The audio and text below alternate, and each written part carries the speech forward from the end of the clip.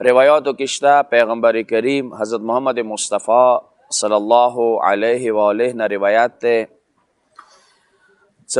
څو شیونه داسې دي چې هغه د انسان سعادت او د انسان خوشبختی کې رسي.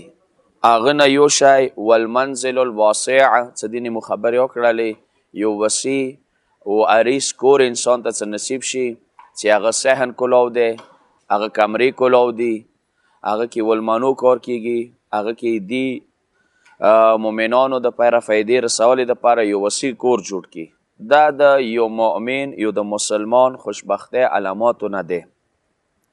والمرأة الصالحه چې یوه ښه زوجه یوه ښه کور وله، دا هم د دغې دنیا منافعو نه فایدو نه دی چې انسان ته یوه صالحه پاکه پاکیزه پرهیزګاره ښځه میلاو شي چې هغه دې سره معاونه وي، مددګاره وي، تعاون ورسره کوي. هغوی نه یو څه کوم دی مرکب دی، هغه سپرلی چې هغه نه د دنیا کې فایده اوچتوي، خو هغه واس شکل کې دی، خو هغه نورو ځناورو شکل کې، وښانو شکل کې وي چې هغه نه دې ته فایده رسیږي. دا د انسان سعادت و خوشبختی کې رسي چې دینه انسان یو مؤمن یو مسلمان فایده اوچته کی.